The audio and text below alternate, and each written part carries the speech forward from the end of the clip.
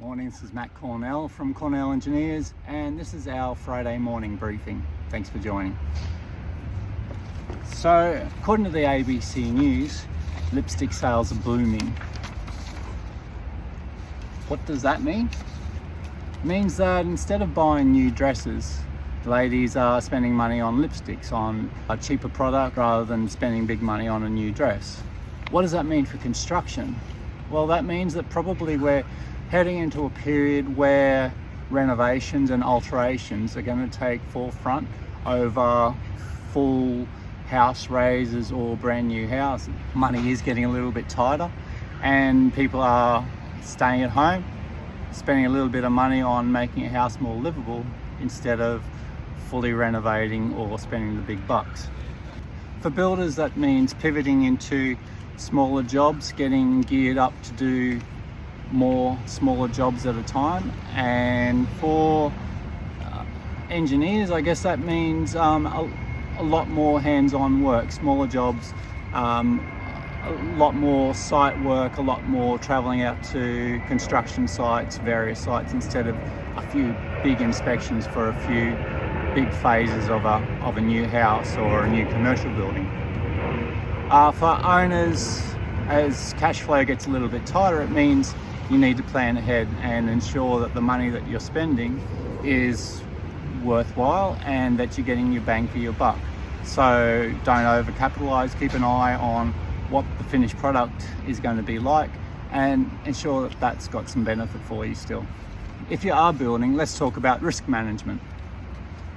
Risk management for a construction project means having a good team on your side, getting a good experienced builder that knows how to manage a project, having a building designer or an architect that is experienced and can design for your budget and to create the aesthetic that you're looking for, but that also is worthwhile, as we said, for the aesthetics and the capital value.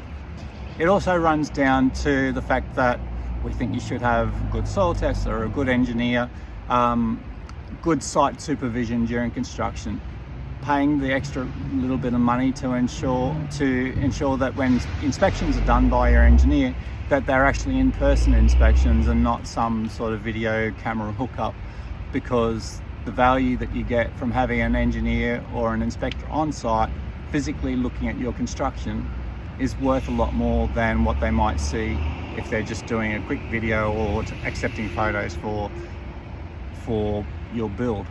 There's things that can go wrong. It's better that you identify them early before it gets too late, to save you money. So it's in your best interest. The other risk management strategy we recommend is, apart from in-person inspections by your inspection team, is as a homeowner taking lots of photos every opportunity you get. Even if that means you can't access the site, even if it means you're not supposed to cross the safety fence onto the construction site, don't do that. But when you do have your inspection with the builder, get your camera out. Everyone's carrying a camera these days. Take lots of photos, because those photos become an invaluable record of how your house or renovation went together. It helps us as engineers when we're trying to diagnose what's gone wrong by allowing us to see through walls, or how the footings were built, or where the plumbing pipes went. So lots of photos, even if it means holding the camera over the top of the fence, or, as I might have done from time to time, fly a drone over the site, grab those photos, put them in your Google Drive or store them somewhere secure and hang on to them, because you never know when you might need them. They're a good insurance policy and they really help us as structural engineers and forensic engineers identifying what could be going wrong and helping you solve that problem. Finally, for your risk management, definitely recommend monitoring your cash. Don't get ahead of yourself. Builders, don't be invoicing for work that you haven't done. And for homeowners, make sure that when you're paying a bill, that work has actually been done. If you don't understand what you're being invoiced for, get some help from a quantity surveyor or an inspector, and make sure that the money that you're paying to your builder isn't cash in advance. That's for work that's already been done as per the terms of your contract. If your contract's different, well, that's fine, but generally the work gets done, you pay the bill. that's the order, and that helps you control your risk.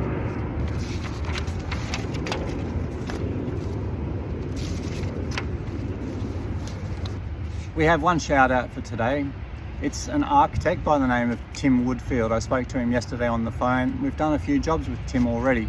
His designs are incredibly easy to understand. The PDFs that we get are really easy to use. It's sensible architectural work, and I have to admit, there aren't many architects that we actually do work with. Tim is one of them, and really like his work. If you're in Brisbane and in the need for an architect, if you're about to head off in your renovation or new build, have a chat to Tim and see if he suits your project. We've got a couple of anniversaries to announce today in our Friday morning catch up. First of all, our own. We've been going for 21 years this July. 21 years ago, we started as a small firm in a bedroom in Mackay, and we're still going 21 years later. It's our coming of age, and we're really proud of our own achievement. Thank you very much for our supporters and the people who have been with us. Some of you have been with us for a long time. Some of you are newer to the firm. Some of you are clients that we have only worked with 1 or 2 times. Whatever the case, thank you very much for being part of our journey. Very grateful for everyone's help and very proud of our own achievement. Also, for anniversaries, we have Jenny coming up on 4 years at the end of August, which is not that far away. So congratulations, Jenny, on 4 years with Cornell Engineers. It's been great having you along. And Sailor celebrated her 12-month anniversary. Sailor's a Canadian engineer that reached out to us from Canada, caught our eye and came over especially to work for Cornell Engineers. She's fitted nicely into the team. Sailor's been a great asset to the company, and love working with Sailor. If you see her around or you get the opportunity to work with her, give our office a call and have a chat to Sailor, and let's see how we can get her working for you. What are people reading or watching on our website and our YouTube? As you know, we've got quite a popular YouTube channel. We get a lot of hits on there with the videos that we've produced to help people where we can. The couple of videos that are most popular on our YouTube at the moment are screw piers and what are they used for and why are they there. And I presume that means there's a lot of people who are building and their engineer has specified screw piers, and they're trying to get an idea of whether or not they're a good idea for your project. That's a great video. I'll leave the link in the caption below, or you can find it on our website, or head straight over to our YouTube channel. The other YouTube video that gets a lot of interest is our video, or a couple of videos actually, on waffle slabs. Have a look at those videos. If there's any comments or questions, feel free to leave them over on YouTube, because I check the comment section in YouTube quite regularly and happy to respond to your questions. On our website, the number one issue people are researching is underpinning, which indicates to me that houses are still moving these days and people are looking for ways of solving that issue. And then the other thing on our website is Besser blocks. And while they're not so popular in southeast Queensland, we do use a lot of them in Mackay for cyclone construction, and we are getting a lot of use for them as retaining walls, whether it's down here in southeast Queensland or anywhere on the eastern seacoast. So have a look at our couple of articles on Besser blocks, find out what it is you're dealing with and whether or not they're the right solution for your retaining wall solution. While we're talking about that, what do you want to read or watch more of? So in comments below, let me know what sort of information you're looking for that we could comment on or do a video on. I'm looking for ideas for new videos. I've got a minute or two that I could put towards writing something for you or putting a video together that explains our opinion on how stuff goes together. Let me know what those issues are, and I'll see if I can give you an answer indirectly through our website or through our YouTube channel. Recent notable projects. So I asked the team this morning what are some of their recent notable projects that they've been working on.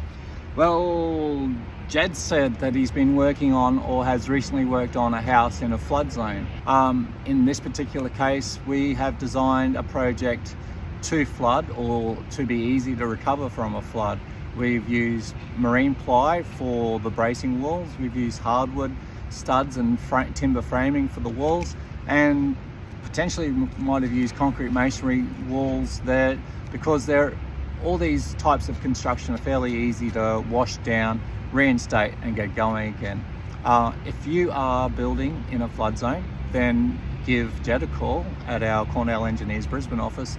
Have a chat to him about some of the solutions, and some of these things need to be incorporated into your architectural drawings. So get some ideas off us, and have a chat to your architect or building designer, who will also have some ideas on how to handle the floodwater, rising water, stormwater issues. And between the couple of us, we'll be able to work out a way of protecting you from problems next time we have a lot of water floating around. Jenny actually referred to a project that she's worked on recently as well, and her notable project recently was a mansion in Mackay on Emma Drive in Richmond. It's already a beautiful area on the northern suburbs of Mackay, so big shout out to that project, and we're looking forward to seeing some photos of that house going together. It's going to be a great project, and we're looking forward to seeing it go ahead. That's all I've got for you for this Friday morning briefing, a bit longer than I would ordinarily have thought, but thank you very much for joining us. I'm Matt Cornell from Cornell Engineers.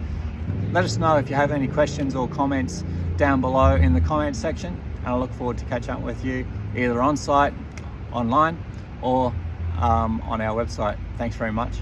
See you later.